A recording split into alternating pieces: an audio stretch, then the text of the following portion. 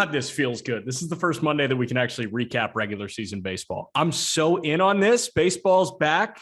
Just Baseball Show. It's been here. It's never left, but it feels back. It's back. I mean, it's just a different.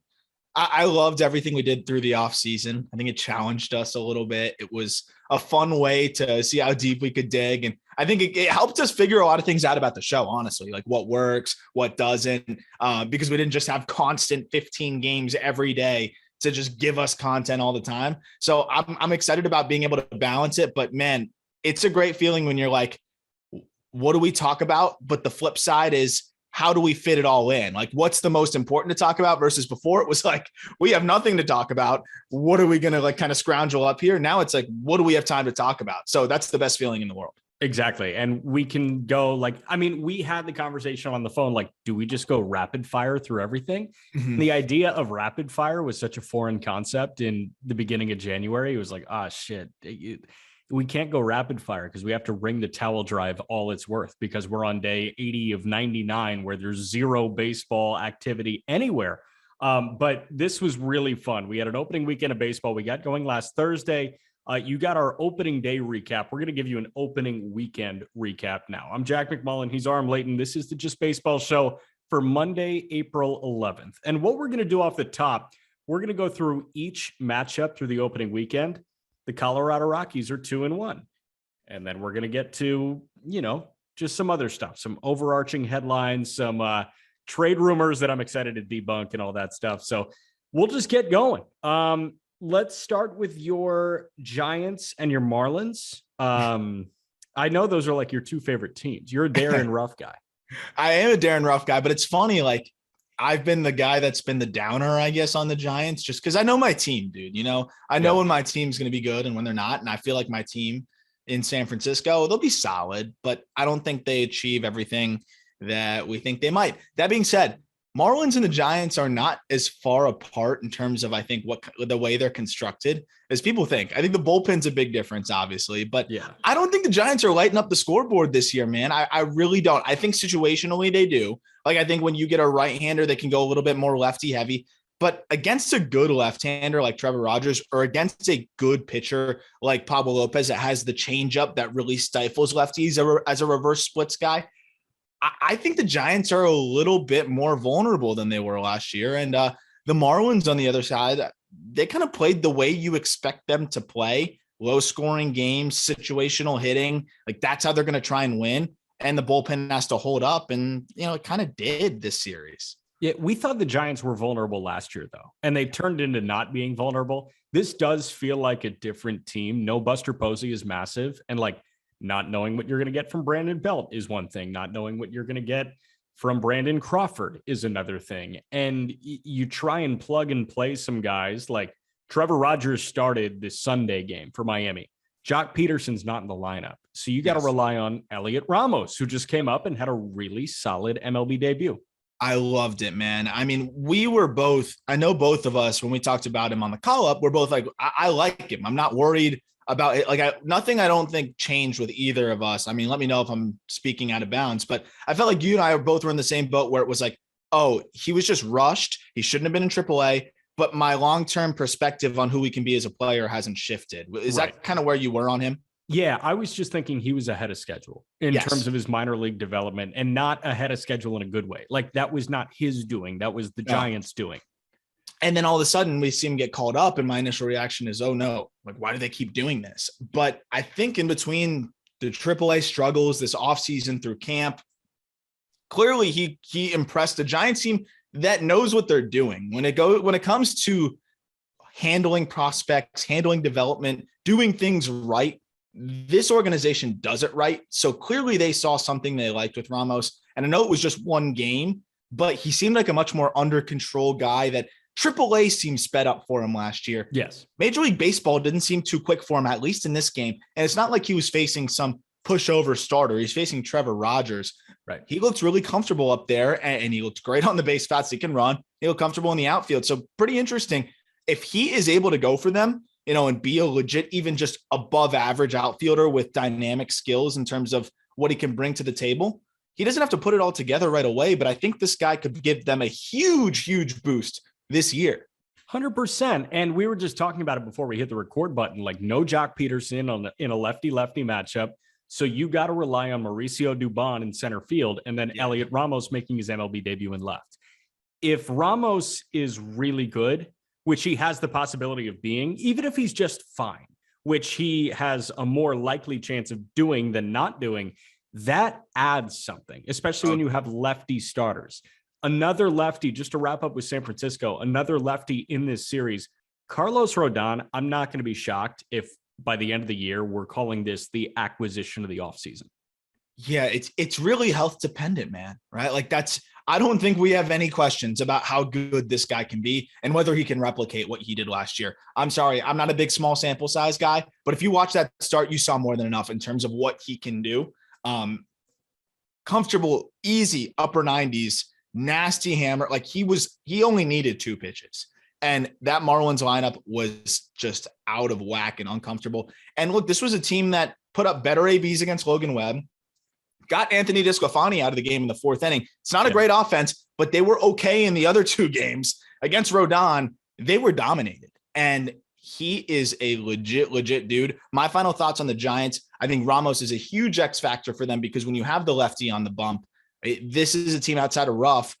Mike Yastrzemski wasn't in the lineup today. Jock Peterson wasn't in the lineup today. They can't be. Crawford's numbers take a little bit of a hit. Like that's a team that definitely takes a big hit with the lefty on the bump. They used to have a little bit more platoon options there. We'll see when Lamont Wade comes back. That'll be a big boost. But I mean, the Giants will be a good team. But I think the Marlins convinced people, at least showed me, that they can be pesky. They can be a little pain in the ass. They're not going to go away lightly. And maybe one of the reasons they did struggle against Carlos Rodon was your boy Jazz Chisholm wasn't in the lineup game 2. Yeah, I had a feeling that was going to be the transition to Jazz there. The Marlins decide to bench Jazz game 2. That was a big talking point, at least in the Marlins circles. But then I did see Ben Verlander and then some other personalities start tweeting about it because Jazz Chisholm retweeted a lot of fan tweets from faceless accounts, which you usually ignore those as a professional athlete. Retweeting like, why isn't Jazz Chisholm in the lineup? Do these guys even care about winning? What is Don Mattingly doing? I'm paraphrasing, but it was essentially along those lines. It was like Jazz Chisholm Jr. retweeted this. Like, that's not how you do it. I think there was no reason why Jazz should have been on the bench. I think everybody agrees on that. But what are we doing taking it to Twitter here? Game 2 of the season. Game 2, when apparently Don Mattingly's MO is get everybody in the first series, see what you've got a little bit, which I think is kind of weird and old school in Little League, but don't agree with it. But at the end of the day, if you know that's the philosophy, and also Jazz splits aren't that bad, but obviously better against righties, why are we pitching a fit game 2 when you haven't really proven anything yet? He's played 1 full season of Major League Baseball, and he had a 96 OPS plus. Yep. You can't bitch about getting sat game 2 if your manager is notorious for playing everybody in the first series. Yes. Yeah, it's like a known thing. The Marlins talked about platooning. There's no reason Jazz should platoon. Let's be honest, though. Like, he should be playing every day, and he should be getting an opportunity to turn into that potential above average or even all-star ceiling that he has. We all agree that he has that kind of upside. But at the end of the day, if you get benched 1 game because they want to go with a veteran, John Birdie, I don't agree with it, but you are a guy who had an average season as a rookie, and that's all you've proven. Just because you Euro step to home, just because you're flashy. Yeah, but that's sick, dude. Yeah, it's so cool. I love Jazz. Don't get me wrong. I love what he brings to the game, but I'm going to call a spade. And until you are a can't miss superstar, this isn't John India even getting benched, right? John India was somebody that was producing out of the gate, above average, legit bat from the get-go. Jazz has had great spots, but consistency is what keeps you in the lineups, not flashy spots. That makes you actually a platoon guy. Another guy with 0 track record. Like, this is not sitting Bobby Witt either. No. Like, Jazz Chisholm is not close to the capital that Bobby Witt is built. And Bobby Witt has played 120 fewer games than Jazz Chisholm at the big league level. Like, I don't understand the concept of pushing back on a Hall of Famer and your manager. Game 2 of the season. Now, if it happens again, if you sit 2 of the first 5 games, then I guess you could talk to him behind closed doors in his office. But maybe that's outdated from me. I don't know. I just wouldn't be retweeting Ben Verlander's thoughts that he should be playing game 2. Yeah, it is actually kind of crazy, Jack, that Don Mattingly isn't a Hall of Famer. Really? You didn't know that? No, I didn't know that. He's not a Hall of Famer. I thought he was a Hall of Famer. Everyone does.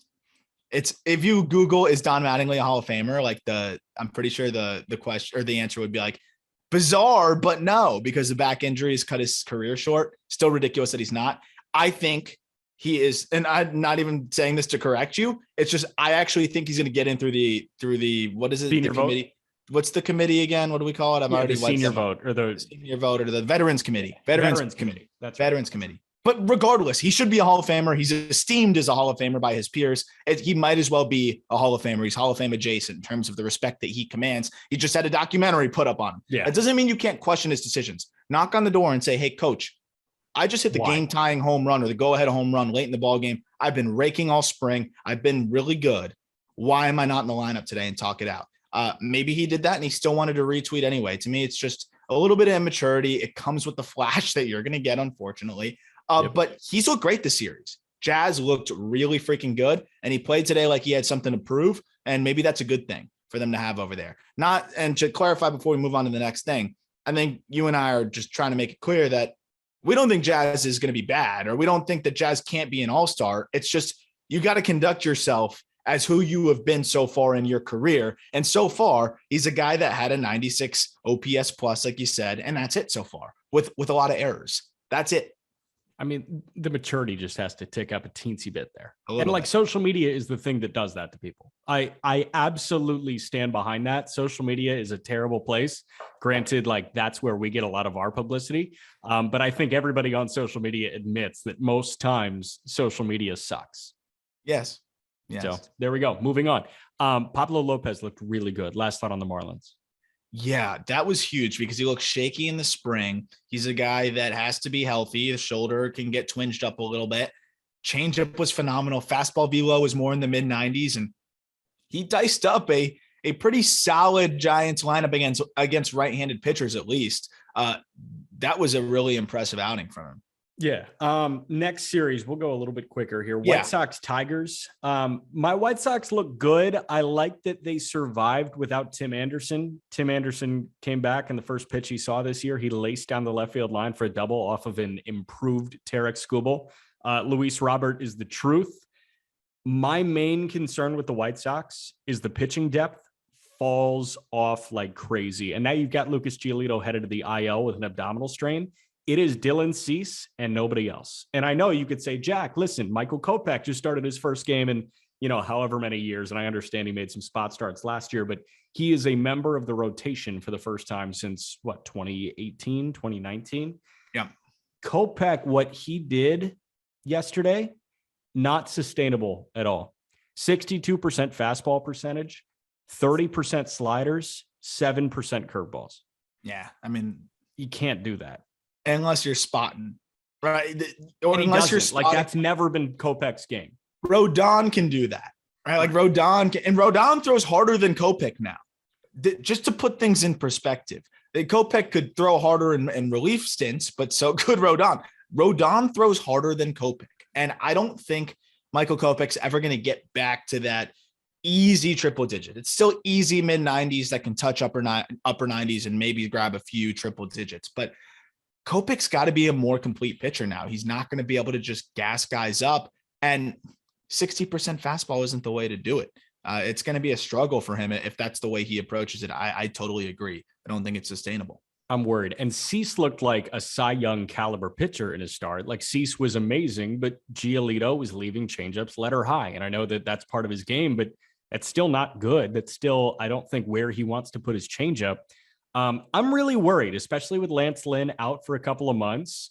We're going to see Dallas Keuchel and Vince Velasquez a couple times through this rotation, and that is not a team that can win a World Series. Do you think there's any urgency here from the White Sox to go and make a move? Because there was a fun headline we saw. There was a fun headline. And the headline was, I saw it on MLB Trade Rumors, so I'm not sure who it was credited to. I just saw the MLB Trade Rumors headline. It was Oakland A's interested in Andrew Vaughn, which is really funny to me because it was the most backwards, upside down world thing I've ever seen. When do you ever see, I know he's not a prospect, but when do you ever see rebuilding team is interested in really good teams, good young player. If we're deep into trade talks, maybe. But otherwise, that was such a weird, specific headline. Yeah, I think they know that they're trying to bait the White Sox into Vaughn for Frankie Montas. That's exactly what's going on here. But the Oakland A's are interested in Andrew Vaughn. I'm interested in being rich and not working 4 jobs. Yeah, well, it sounds fun. I mean, dude, like, I don't care. You suck, Oakland. You just blew everything up. And now the one guy you have left, you are trying to get picky. Come on. Like, what are we really doing here? So you don't think that they can command, I'm with you, but you don't think that they could command Andrew Vaughn in a Montas trade? I don't think the White Sox are that desperate. Pollock getting hurt changes everything. Yeah. Pollock pulling the hammy, you don't know how long that's going to be. And it's not like Pollock is 24 years old. And right. He has a little bit of injury history in his career. That's what really makes it seem like, even though we hate Andrew Vaughn and out in the outfield, you still got to have some sort of emergency options on the roster. And now it looks like he's going to get some more run out there potentially. Yeah, but there's no other way that the White Sox get Frankie Montas. It's not like they can deal from the farm. It's tough, man. Like, I would say Sheets, but Sheets is not enough to go get Montas. Nope. Sheets and 2 prospects is not enough. The only way you get him, I think, is with Andrew Vaughn. It's hard. It's hard. What if they threw in, not to spend too much time on the White Sox, but what if they threw in like a decent outfielder? Not Laureano, but who else does Oakland have out there? I mean, shit, like Tony Kemp or something. Yeah, he's not even. Yeah. What if they threw in Tony Kemp? His Kemp can play the outfield a little bit. He can play everywhere. Like Montas and Tony Kemp for Andrew Vaughn.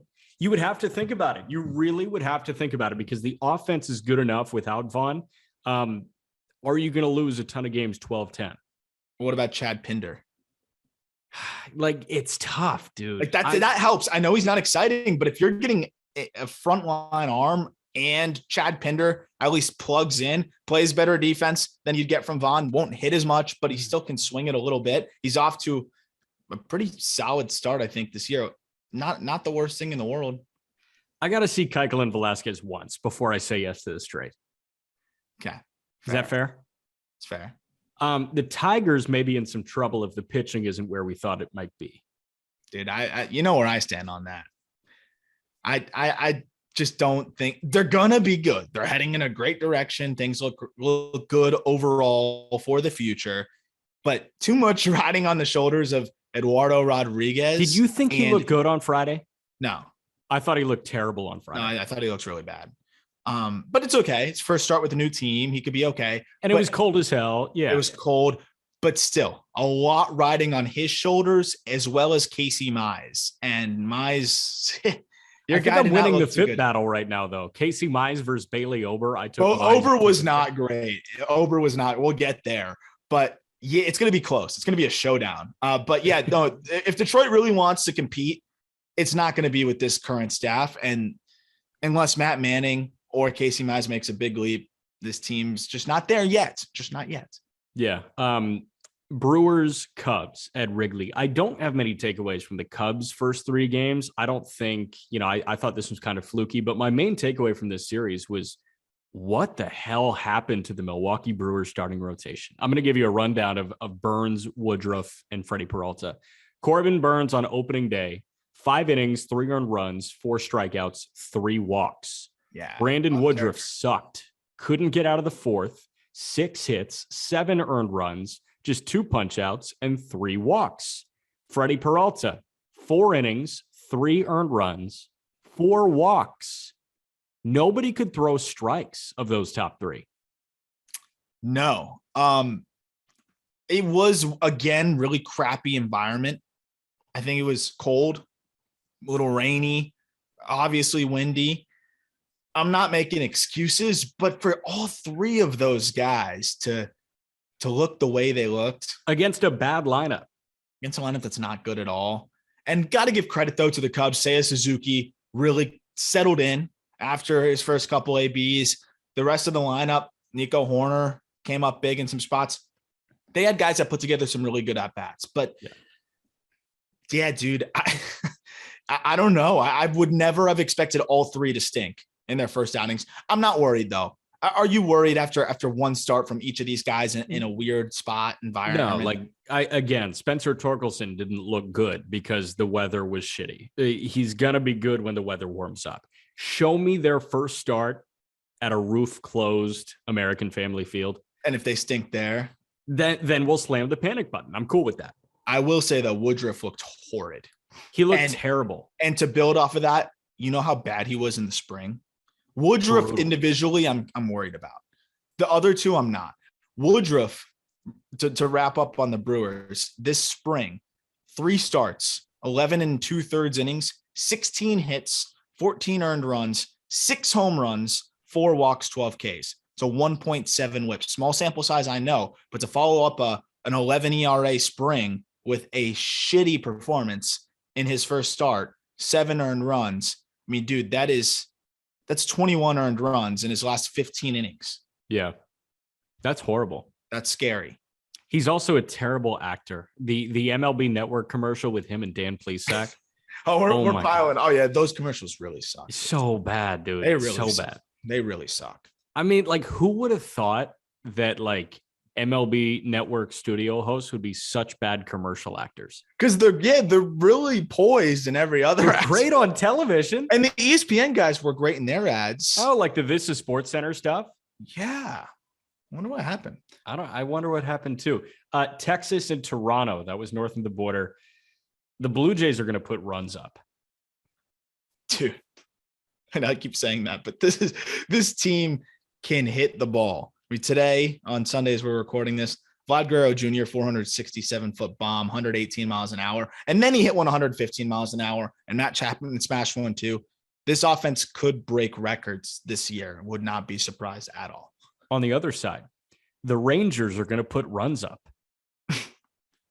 The problem is their pitching is as thin as any in baseball, but fun to watch them swing it. They were a team that seemed lost in terms of their direction. So to see them at least be able to give you fun, firework-filled baseball, it's good for the fans in the new stadium. Bear with it. They have some pitching reinforcements. Jack Leiter looked phenomenal. Oh my God. First start. Dude. Cole Winn is 7 punches. It's a joke. And Cole Wynn's knocking on the door. Their pitching will, and also Owen White. Yeah. All guys that are in the upper minors. The pitching will come soon. Enjoy the fireworks show and just enjoy a productive season from your offense and get ready for the pitching to come together. It's not going to be this year. Yeah. And John Gray's slider looked pretty decent on opening night, but I mean, you went John Gray, Dane Dunning, Spencer Howard. Yeah. To me, that says we're not doing it this year. No. I don't think Chris Young's going to pretend that he thinks that they can do it this year. That was the craziest thing with Derek Jeter when he would be like, yeah, I think this team can do something with the Marlins. And I was thinking, no way you actually think that. No shot. Are you concerned about Barrios? No, I don't think you are either. I know you're a big Barrios guy. He's just too talented. Yeah. He's 28. Like, it's tough because he looked bad on opening day. And, you know, you make this grand return to a fully packed Rogers Center and the place looks great. And like, it's gotten a facelift and all that. And Barrios is on the mound top of the first and he just can't get out of it. And like, that was not inspiring to see whatsoever, but I could absolutely see him coming out, you know, 4 or 5 days from now and dealing again. Well, here's the interesting thing too, is we got to remember that the spring is shortened. A lot of these other pitchers, maybe they're guys that need 20 innings in the spring. Barrios had 8. Woodruff had 14 or whatever the number was I said earlier, something along those lines. Maybe these are dudes that really like to have more innings under their belt before the season starts. So for some of these guys, it's almost like they're still in spring training mode. Barrios was bad. I mean, he didn't even get out of the first, right? But after what was a really bad 8 spring training innings for him, I still think he's just working out the kinks. It's just not a lot of innings. Yeah. No, I'm with you. All right, moving on to Philly and Oakland.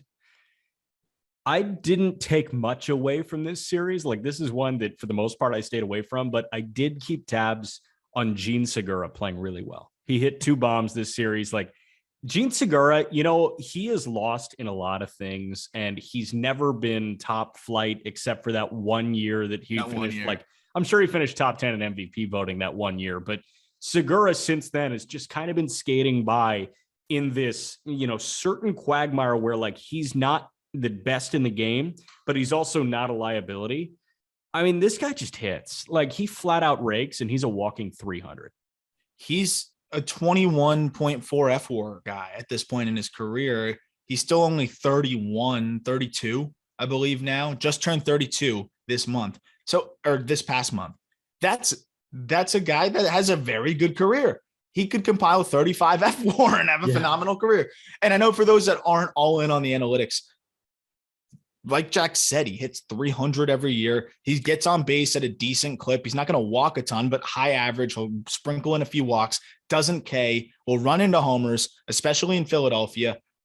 I really think this guy is one of the more underrated bats in the game. And I said this the other day on Twitter, and we knew that this was going to be the case with this team. Everyone knew that Philly's offense would be electric, but really watching them in a row, and you try to put yourself in the mind of the pitcher, you don't get an at-bat off until you get to maybe Matt Vierling, who I don't even think is bad. No. You don't get an at-bat off in that lineup. Your at-bat off, quote unquote, would be Bryson Stott / Alec Bohm, which they're going to always put one of the two in a better situation, usually Bryson Stott. Yep. And then Matt Vierling, who can put the bat on the ball. Yep. No, I'm in on this lineup. You know, watching it through the first couple of games, I know Harper kind of struggled a little bit this opening weekend. I know Castellanos kind of struggled a little bit this opening weekend. I don't care. You know, against Oakland, like, yeah, maybe the sirens are going off because Oakland sucks now that they tore it down. But I do like this lineup. And I think, you know, once we get into that warm weather of late May, early June, and the ball starts to fly a little bit more off the bat, I mean, these guys are going to put up crooked numbers constantly. They're fun. They're going to be probably the closest thing to that Marlins team that I loved, not to relate it back to the Marlins, but you remember Dan Uggla, Hanley Ramirez, Jorge Cantu, Mike Jacobs, the only infield to have 25 home runs across all of it until the Braves just did it this year. That team was also one of the worst defensive infields we've ever seen. Who cares? Who cares? That was a team that made me, after 03, I really started paying attention even closer. As a kid, 6 years old, 7 years old, that 2009, 2010, 2011 span, that Marlins team really made me fall in love with baseball, and it was dingers and errors, and I loved it. And the Phillies, I think there's going to be other kids out there that fall in love with this Phillies team, even though they might not make the playoffs. So finish just shy, but they'll be so damn fun to watch that everybody will still support them. I think Philadelphia will really like this team, even though they might be frustrating at times. Okay, so if you were a father in the Eastern Pennsylvania area and your son invited a kid over for a play date and you asked him who his favorite baseball player was, and he said Nick Castellanos, what are you doing? Are you allowing that kid to stay over for the play date or no? Absolutely. That's good taste. Yeah. I like him, right? Nick Castellanos. What answer says, you got to go home? Let me call your mom. Didi Gregorius. That's fair. You're going home, kid. Yeah. Aaron Nola? Nah, Aaron Nola is still fun. He's electric. He's nasty. Ranger Suarez, I'm in. Like, I'm that's a good answer that too. Kid over for a sleepover night one. Absolutely. You could get extra ice cream too. The only answer that I'm saying my son can't hang out with that kid is Didi Gregorius. Absolutely. How about Mick Abel? No, he's deep nasty. cut. That's smart kid. Smart kid. Then I'm hiring him. The kid gets the analytics. The kid gets a job. Orioles Rays at the Trop. The Orioles are going to be non-competitive. But my big takeaway from this series is Shane McClanahan is a stud. He's not going anywhere for the next 10 years. That might be one of the few guys that the Rays hold on to. The guys that are that elite that they can lock up, they do it. We saw it with Wander. I think this might be their pitching version of that. Dude, his shit looks so good. Because it gets to the point now, Shane Baz or Shane McClanahan, if you could only extend one. McClanahan for me. I agree. Take the lefty, the flame-throwing lefty. I would too. And you know how we feel about Baz, so I'm with you. Orioles, their offense is slowly getting better. Getting Adley back will make me want to watch them a lot more, though. I'll be honest. Yeah. I'll be honest. Yeah. call up G-Rod soon too, and I'll pay attention a bit more. But I'm always keeping tabs. Yeah, I mean the pitching sucks though. Like there's it's no way around it. It's a joke. And they could make it better if they wanted to. They just signed Matt Harvey. I'm sorry. To me, that's the white flag. That's the white flag. That's absolutely the white flag. Is he going to be a Norfolk Tide or a minor league deal? As far as if I remember correctly, minor league deal. Okay, so he's going to be a Norfolk Tide with the possibility of being a Baltimore Oriole. Good to note. Tampa. Any other big takeaways? Wander had a good opening weekend. Not much. Tampa's going to Tampa. They're pitching right now. They don't have everybody. I think they're going to start to get everybody together again. They extended Margot, so it looks like they kind of have their outfield together. My big takeaway is Josh Lowe is ready. I loved the ABs I saw. I loved how comfortable he was. Really, really good all-around approach. The defense out there is so much better than Austin Meadows. The speed gives a different dynamic to the game for them, and he looks comfortable at the plate. That is a dude that could make a huge difference for the Rays. Yeah. Mets, Nats. The Mets have some good complementary pieces in that rotation. Scherzer is a little banged up, obviously. DeGrom is not, pitching for the next month or two. Tyler McGill had an amazing start on opening day. And then Carlos Carrasco probably just turned in his best start as a Met. Gave up a lot of hard contact, but he did get a lot of swings and misses.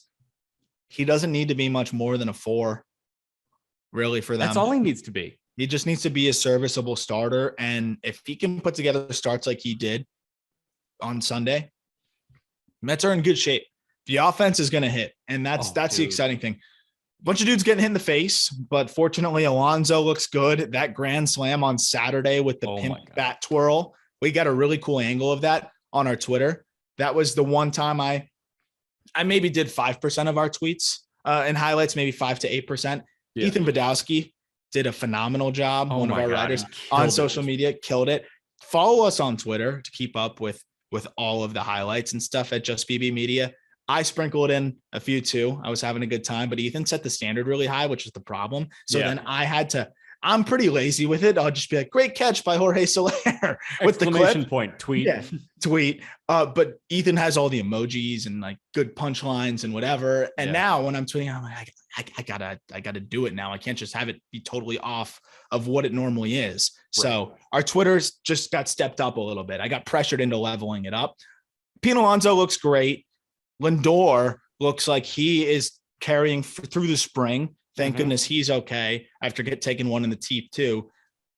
The Mets are what we thought they could be. Again, it really just comes down to the health of Jacob deGrom. Yeah.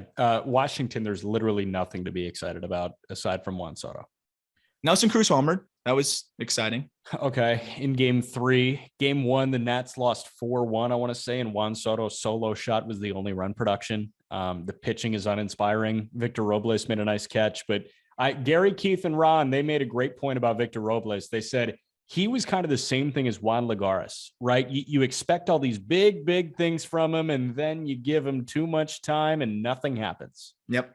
And that's exactly the case. Great defender, flies, bat never came along. He'll hang around for a long time because of the defense, but I don't think anybody's expecting that bat to come along at all. And what is that? That's not even a platoon guy. That's a big league deal. That's 1 year, $1.5 million. Like they just signed, Ari Adrianza to. Like that's it. That's it. Unless he can find a way to put the bat on the ball a little bit. To wrap up on the Nationals, they started Lucius Fox at shortstop today. Tell me you're mailing it in without telling me you're mailing it in. Yeah. That's the guy from Batman, right? Lucius Fox. Lucius Fox, South Florida guy. Then he was, and then played it like a genius. I think his sophomore year, he was an American Heritage, and it's a pipeline down in South Florida.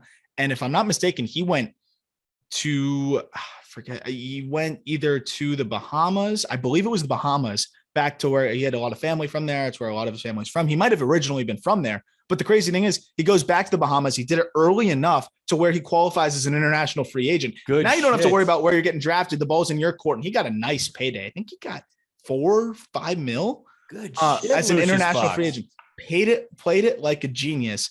And now he's in the big league. So really exciting for him. but he played it genius out of the gate. I got to tip the cap to Lucius Fox or whoever his agent was. Damn, that's what George Valera did. Valera was up in the Bronx. He went back to the DR, I want to say when he was 13, and there were some family matters that caused him to do that. But this was a guy living stateside that went back to the DR and signed as an international free agent.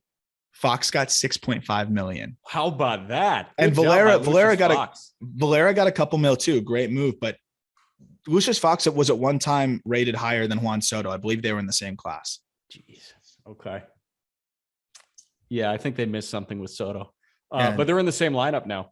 Yes. One of them's playing short, one of them's playing right. When you're in T-ball, the better player plays shortstop. And the Nationals are basically a T-ball team. Yeah. Hey, the Reds don't suck. Tyler Mahle looked amazing.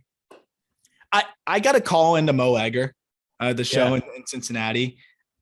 Great radio show. He did a great job. I had a blast on the show. They brought me on just to be like, hey, circus clown, come on here and perform your show where you tell us all that the Reds aren't that bad and the trade of Jesse Winker wasn't that bad. And then I did it and everyone was like laughing in amusement. Well, look, they might not be that bad. The Braves are a great team. They beat up on a very good Ian Anderson. They hung in there the whole series. I might be wrong on Hunter Graham. He still gave up his home runs, but this is the MO with Green. He's going to give you quality starts, but it just is whether it's a solo shot or a 3-run shot. That's how it's going to be for him out of the gate. The Reds aren't bad, and they're only going to get better, I think, as the year goes on, as some other prospects might be able to help, especially on the pitching side. And they might go make a little quiet move here or there. This team is not bad. I don't think they'll be much worse, if at all, than last year. I stand by it. Yeah, they split with the defending champs at Truist Park from Thursday to Sunday. What I will say is I am quickly becoming a Matt Olson stan. Like, he is one of my favorite players right now because this guy is like the villain in Atlanta it is so not his fault that he's coming into this position. But yeah, you let the franchise cornerstone walk in free agency. You bring in his replacement, who's a couple years younger. And by a couple, I mean 6 years younger. And then you sign him to a big extension. Matt Olson, through the first 4 games, is hitting .571 with a 1,600 OPS. No, he's insane. He's amazing. He is one of the best power hitters in baseball. The Braves objectively got better for the duration of Matt Olson's 8-year deal. And listen, people are always not going to like Matt Olson in Atlanta, but he went to his hometown team. He got an extension, and he's going to be a top 2 first baseman in baseball for the next 6 years. And that's that. That's it. And I'll be honest. I love Freddie Freeman. I think he has a ton left in the tank. I'm more nervous. Maybe this is just me. I'm not saying you have to feel this way. More speaking to the listener than you, Jack. I'm more afraid of Matt Olson at the plate than I am Freddie Freeman. Absolutely. At this stage, that's the way it is. And the reality is Olson's 27, Freeman's 33. Great business move, and it's going to continue to pay off that way. I don't think it's an overreaction to say that through the first 4. Yep. Cleveland, Kansas City. Kansas City's pitching staff is in a terrible, terrible spot. Dude, it's not good. It's not good. I mean, you can see Greinke, and he had a fine outing against an anemic Guardians offense. And then you look at the rest of the young arms. I mean, the combination of Bubic and Kowar yesterday allowed 17 runs. It's a very good piggyback. Very good piggyback. Bubic, Kowar. Oh my God. Disaster. And that's why I'm a little bit, they've got time to do it, but I'm a little bit floored that they're still letting this infield be crowded. We're seeing Bobby Witt Jr. make shortstop plays at third, and it still continues to frustrate me because I want to see him at third. Game-saving play again over the weekend. But they should trade Nicky Lopez or Alberto Mondesi. It seems like Nicky Lopez should be the guy they deal, and package him with a prospect or two. Vinny Pasquantino's blocked right now. Those 2 guys could get you a decent arm. They could get you a decent arm. I don't know if teams are looking to trade starting pitching now. Might have to take a little bit longer. But the Royals have a competitive offense as is right now that will only get better, in my opinion, and they have reinforcements in AAA. Go get an arm. The ship has sailed on Jackson Kowar being a legit starter, I think. I really do start to feel that way. Some of these other guys can figure it out, but you need to throw another iron in this fire because you're putting too many chips forward on a couple of very unpredictable and volatile arms. So yesterday, at a 17-3 home loss to the Cleveland Guardians, who might be the worst offense in all of baseball, Kansas City used 5 pitchers. 3 of them were those young blue chip arms. Chris Bubich couldn't get out of the first inning. He got 2 outs. He allowed 3 hits. He walked 2. He didn't strike anybody out, and he allowed 5 earned runs. Jackson Kowar in 3 1/3 allowed 7 earned runs on 11 hits. Yep. Brady Singer threw the last 3 innings of a blowout game, 6 hits, 4 earned runs against him. You got to be terrified. You have to be. Also, what is Brady Singer doing in garbage time mop-up relief? Maybe there's something I don't know. Maybe that's something that people covering are closer to the team know. That might be past us that we missed. There might be a reason they want to build him up, whatever.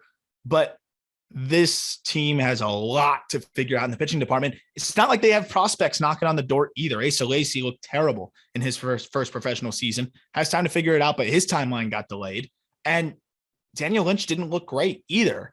They've got a lot to figure out on the pitching side. And the offense is already starting to come together. You've got vets that can swing it. You've got some you have the top prospect in baseball up at the big league level now. You have 2 other guys in Nick Prado and MJ Melendez knocking on the door. Are you really going to squander that opportunity in the next 2 years to really be able to compete offensively because you have no pitching and you didn't want to trade a couple of these infielders that, to me, don't really move the needle for you? Yeah. I just watched Prado and Melendez and Vinny Pasquantino this week in Indianapolis. Prado caught the strikeout bug a little bit, but he hit 3 bombs in the first week of the AAA season, and they were all majestic. I think it was like 435. Another one was 440-ish, and then another one was just over 400 feet. MJ Melendez in the series finale on Sunday, when Oppo went to left as a lefty bat, that thing carried, I think it was 430. Oppo. He gets crazy carry. It's unbelievable. It looks like he takes a swing off his front foot, and he has so much force behind it and still gets so coiled, has so much torque that he really is making contact without his weight shifting forward. It almost just looks that way. And the carry he gets is stupid. Yeah.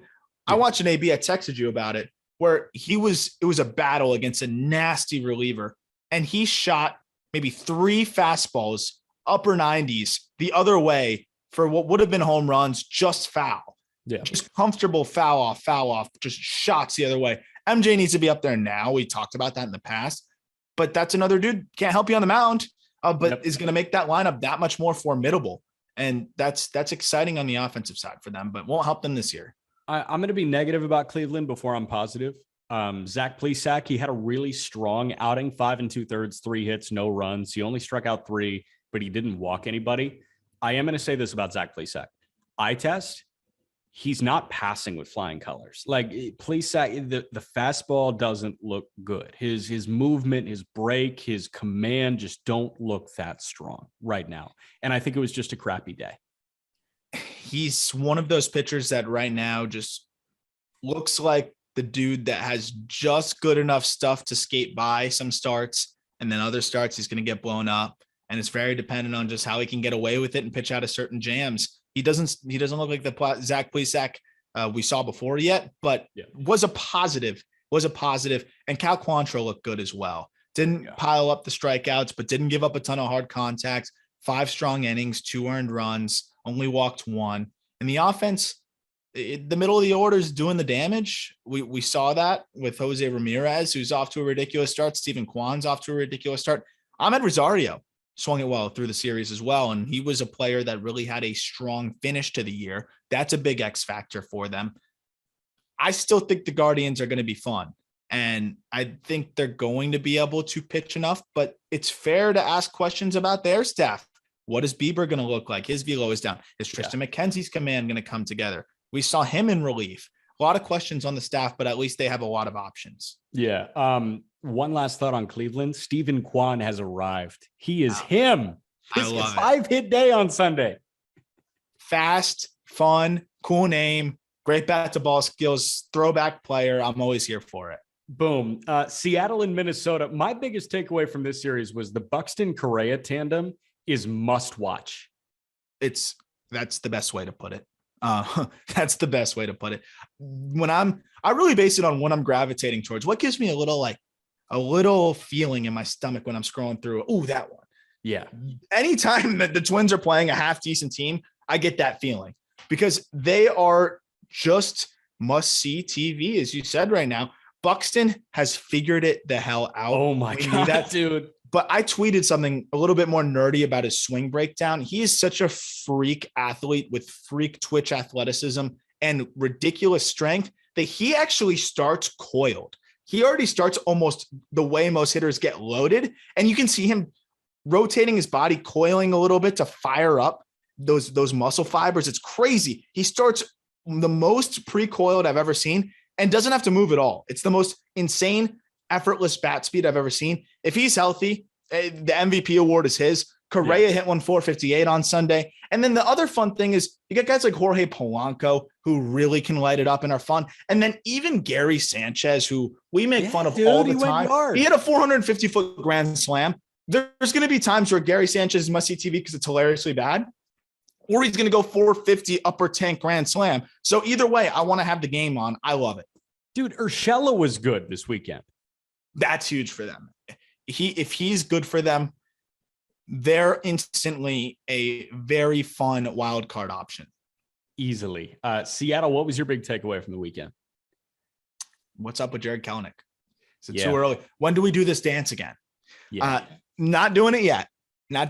But let's talk about some bad at-bats. Talk about eye test. Bellinger and Kelenic, in my opinion, have been two of the guys that have looked the most uncomfortable. Bellinger looks like shit. Bellinger looks like he doesn't know where he is. No. It's really unfortunate. It's hard to watch. It's really difficult to watch. You would never believe that guy won an MVP. Oh God, no. Dude, horrible. But Kelenic, we got to do this dance again. At what point do we get worried? By the end of next week, it's like, okay, what's going on here? Are you a Tacoma Rainier? Yeah. They can't even do that again. They can't. Tramel's down in Tacoma. Whoa, that's different. Are they going to trade him again? I don't want Tramel. I don't want him having to pick up and move all the time. I want Tramel to be able to buy an apartment instead of rent. I genuinely feel bad, but if I were him, I would never buy an apartment. Oh God. Yeah. It's like that stretch with Yoenis Cespedes where he was on like 4 teams in a year. I feel like he just never cared about that though, which is the funny thing. No, I think he just wanted to hit baseballs. Yeah, he was like, I hit home runs. Let's go. Pittsburgh and St. Louis. Not many takeaways on Pittsburgh. Brian Hayes, after dealing with the wrist thing, he looked fine, which was nice. Huge. That was nice to see. St. Louis, listen, Steven Matz might not be the answer. 3 innings, 9 hits, 7 earned runs in the series finale on Sunday. I forgot I wrote something during the lockout that was titled something along the lines on justbaseball.com. The Cardinals have not even come close to addressing their pitching. Yeah. That was after Steven Matz, I believe. They're not close to addressing this thing here. Even with a healthy Jack Flaherty, this is not a competitive rotation. It's not. Waino looked great, but you cannot run this back with Waino being your guy again. This is ridiculous. Go get a freaking starter. You could have before. Find a way. Go get Frankie Montas right now. Let my White Sox keep Andrew Vaughn. Let's go get Montas for, I don't know, Nolan Gorman in another piece. Yeah, they'd never do it. They'd never do it. Don't know why. No idea. Absolutely. What about Newbar, Yepes? All of these dudes also that are really good complementary pieces and deals that they could easily trade. Nope. Yeah, dude. I mean, Edmundo Sosa. DeYoung looked great in the spring. DeYoung looks strong. What about Edmundo Sosa? You could package together a few guys. They could easily do it. They could easily have the assets to go get Frankie Montas, and they won't. So I don't know. Rockies, Dodgers. The Colorado Rockies took 2 or 3 from the LA Dodgers. Who called that? Did you call that one? No, I didn't. Somebody else called it. Ethan Badowski might have called it. Did Ethan Badowski call that one? Anytime this team is playing at home, they are a threat. They're a threat. They were 15 games above 500 last year. 15 over 500 last year. And that team sucked. This team at least doesn't totally. This team's exciting as hell, dude. Like I'm totally watching Rockies games. I'm watching a lot of Rockies games. Connor Joe has arrived. He's arrived. He's good. He can swing it. Rogers, not the start that I was hoping for, but he had 2 hard hit balls on Sunday. And I believe in Rogers putting it together this year. the rest of the lineup has been swinging it. KB seems to be finding altitude. Connor Joe, as you mentioned, swinging it. McMahon is giving you already the classic McMahon slash line. Okay, so the four that you just mentioned, I genuinely find exciting. Like, I think they are genuinely exciting baseball players. Connor Joe, Chris Bryant, Ryan McMahon, and Brendan Rodgers. I can tune into those guys. It's not on the top of my list, but I can. CJ Crone, I could actually watch hit all day. He just barrels baseballs too. So I like this team. I agree. I think they're fun to watch. I also kind of like the Sam Hilliard roller coaster. Like, he's going to strike out 9 times, but he's going to hit a 480-foot jack. And he can move too. He's just an interesting player all around. I'm in on this team. God, especially when Vaughn comes up. All right, Houston and Anaheim was a fascinating series. I joked that Jose Altuve is a 3 true outcome guy now. Like, I'm getting closer to that thought. Jeremy Pena looks comfortable. My big takeaway was the Saturday night pitching matchup, Syndergaard and Verlander. That was awesome. Duel. Verlander is all the way back from Tommy John surgery. He said he wants to throw until he's 45. He looks like he can throw until he's 45. Noah Syndergaard was really, really good. Would be so good for the Angels, would be so good for baseball if Noah Syndergaard is back to Thor. Yeah. And Verlander too. I keep saying that he's our modern day Nolan Ryan. And if he throws to 45, he'll be that. Verlander will be our modern day Nolan Ryan. I love Verlander. I'm always happier when he's on the mound in terms of just being in the game and healthy. He took a little bit of extra time the way the timelines worked out. So he had even more time to get ready this year. So he's full-fledged, ready to go, and you can see it. But if Syndergaard is good, forget what it is for baseball. The Angels are a different looking team with even a 80% of prime peak Syndergaard. If they have that at the top, this team's a threat. Are you concerned one bit about Shohei Otani through the first weekend? No, he hit 119 on Sunday. Yeah. He's hitting the ball hard. I didn't think his outing looked bad at all. Command is always going to be hit or miss with him. The stuff looked great. He was making guys look silly. He'll be fine offensively. I'm not worried about Otani. And the other thing, dude, Kyle Tucker, oh my gosh. Every at bat, it looks like he's going to barrel something. Yeah. Even his outs are loud. He is just a complete baseball player. Dude, I'm telling you, so freaking good. That's how I feel watching Jordan too. I mean, every time, like, Jordan could just stand there. He could take 4 straight balls, and I'm like, wow, he's going to hit 115.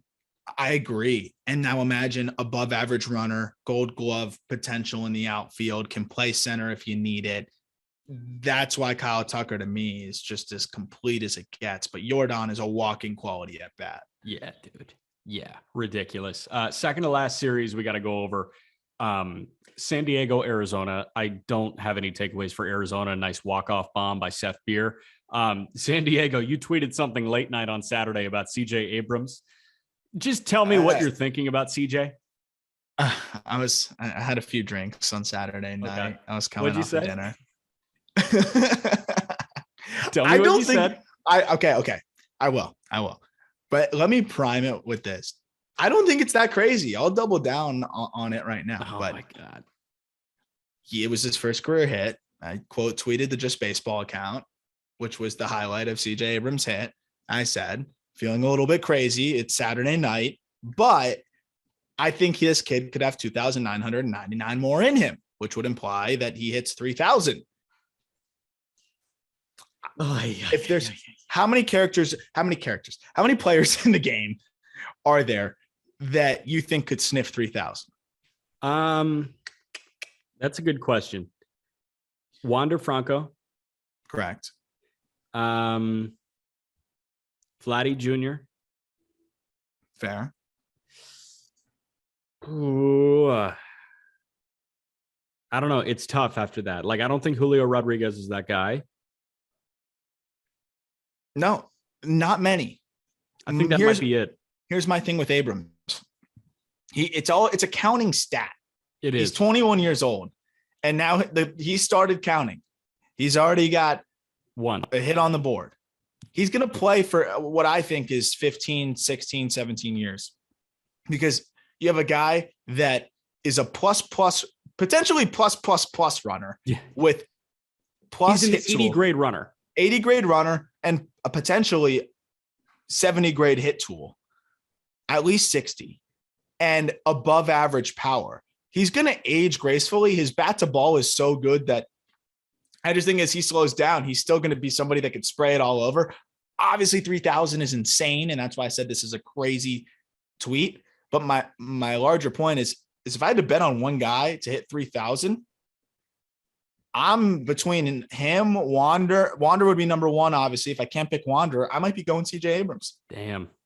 Okay, now that I actually rack my brain thinking about who could possibly do it right now, I mean, I think that's it. Like, I don't even think Bobby Witt can do 3,000. Nope, he absolutely cannot. Yeah. Let's see how many hits CJ Abrams has this year. Let's see. Yeah. And then it'll be interesting to map out. That'll be interesting. Okay. And then last series we got to go over is Red Sox Yankees. This has been a really, really good series. And honestly, my only takeaway from this series so far is the AL West is going, or the AL East is going to be a gauntlet. My big takeaway, which of course I agree with that 1,005%. Yankees fans are going to learn to appreciate Anthony Rizzo very quickly here. Oh my God. Yeah. Not only is he clutch and just brings a lot to the table offensively. I was at the game Saturday seeing how much he galvanized that stadium when he went yard, but he brings you so much of a veteran presence in the infield, whether it's making a big play, a big stretch, a big pick, a big diving spot, whatever it is. Also just the way he commands the infield. He's the one going to the mound, talking to guys. He's the leader on that team. He's a difference maker. That's somebody that helps you make that leap. Not just on what he does on the field. You can just see the way Rizzo leads on and off. I think he is a huge difference maker. And then Stanton and Judge look good. And as long as that duo looks good, Stanton looks so good. Sevy looked good given the circumstances, and the bullpen looks solid. Don't sleep on Ron Marinaccio. He is top pride of Tom's River, New Jersey. He can freaking pitch. That bullpen's good. Chapman was hitting 100. Everything looks pretty good for the Yanks thus far. Who's the true pride of Tom's River, New Jersey? Is that Todd Frazier? Todd Frazier. So I tweeted about Ron Marinaccio. I said, this guy has legit closer stuff. And I copped the Todd Frazier retweet from that one. Let's go. Yeah, I love Todd Frazier. Had the opportunity to meet him when I was 13 at some card signing. My dad took me early, so it was just us and Todd Frazier and the guy who orchestrated the signing. And Frazier talked me up, 12-year-old me, 13-year-old me for 20 minutes. Dude. Super nice guy, just talking baseball with me. And I always held on to that. So I've always been a big fan of Todd Frazier. Great dude. That's so sick. What else do we have to hit? I don't know. Red Sox in general. I mean, the Red Sox, I wish we could talk about Tanner Houck, but we're recording this as he's pitching. So I'm not sure how Houck is doing thus far. Eovaldi is legit. Never really worried about him. So the Yankees will touch him up here and there. The lineup is good. The lineup is really darn good. Devers is going to be an MVP candidate every year. I'm still really struggling to justify the signing of Trevor Story, given their current pitching situation.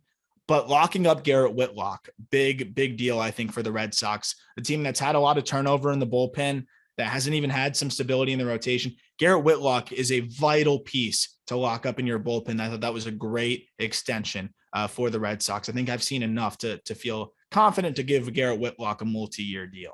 Yeah, 2-1 Red Sox top of the fourth inning right now. I agree with you. Garrett Whitlock, if that's your closer, I think you're happy. I think you're hitting the pillow at night and you're sleeping pretty soundly. And if you go get a better closer, then you're very happy with him being your 7th or 8th inning guy too. He can go multiple innings. You can stretch him out. He's a great option for them. Absolutely. One more shout out before we go. Roki Sasaki, the 20-year-old in Japan that just threw a 19 strikeout perfect game in the NPB. This is not out of nowhere, folks. Me and Pete Flaherty were just texting about Roki Sasaki. Like I said, and I'll stand by this, he's going to win a Cy Young over here one day. Roki Sasaki, 20 years old, 19 Ks in a perfect game in Nippon Professional Baseball, which is the second best baseball league in the world. That's like doing it in Double-A. That's like throwing a 19 strikeout perfect game in Double-A if you're a 20-year-old. Roki Sasaki was topping at 102 miles an hour. He sits at 100 with his fastball. He's got nasty breaking stuff. Like, I've heard this is the most touted Japanese pitcher in recent memory. That's ahead of Darvish. That's ahead of Tanaka. That's Otani levels. Roki Sasaki, when he gets posted, and that probably won't be it for another like 4 or 5 years, he'll come over. Why not just do it now? It's going to be through the roof. I think his posting fee is going to be through the roof. So do it now. I'm not sure. Like, I think there's some legal stuff going on there. I think he's going to get posted in the next like 4 years ish. I think that's the timeline we're looking at. Wait that long? I guess we can watch him in Japan. Should I start breaking down his starts? Absolutely. But I'm on the website, break down the starts. Dude, rank him on the top Sasaki. 100. Yeah. I said rank him on the top 100. Absolutely rank him on the top 100. I mean, dude, I heard of Sasaki last year and I sat there and watched on YouTube and watched on Twitter, like every Roki Sasaki video I could find. And I was like, oh my God, I'm telling you, he's Shohei Otani with the type of pitch movement that he has, and he tops at 102. We're going to have some guys come back that, you know, how players will go over to Japan, then come back. They're going to come back and be like, just wait till Sasaki comes over here. Breivik Valera was on the team that he just threw a perfect game against. Let's ask him. Someone's got to reach out, find out what the deal is. But that's a name to follow. I'm always here for it. I love the international hype. I don't think anybody will surpass the hype that Daisuke Matsuzaka had at the peak. Sasaki might. Sasaki's a 20-year-old, and he just did this. I know. It was just, I agree. He probably will. But the Matsuzaka hype I'll never forget. There's people, he has 14 pitches. He throws a gyro ball. I was 12 years old, just eating it all up. Oh my gosh. But no, I'm always here for an international player taking the league by storm again. I mean, look at what Otani has done for this game. Dude, I'm thinking Roki Sasaki Arsenal. Let's see what he did. Yeah, 105 pitches, topped at 102 miles an hour. Oh my God. He struck out 13 consecutive guys. He's got a forkball. Dude, I'm all the way in on somebody with a forkball. It scares me with the bow, but it's not totally proven scientifically. So it's not totally proven. It's like a splitter. Yeah, I know. Those freak me out. Feel your elbow when you do those. I wouldn't want to throw them, but yeah, it's gross, but oh well. Who cares? All right. That's it. We got top 10 shortstops tomorrow. That'll be me and Pete. And then you guys are doing top 10 outfielders on Wednesday, if I'm not mistaken. Ooh, outfielders. Get ready for that. Yeah. Seiya Suzuki, 8.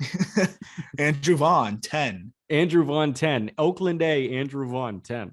By the way, quick complaint. Just watched Jesus Sanchez earlier today on Sunday take one of the worst routes I've seen to a ball in center field. That was just after Garrett Cooper's foot couldn't stand on first base. It's almost like defense matters. One last closing point I'll make, not just a Marlins related point, baseball in general.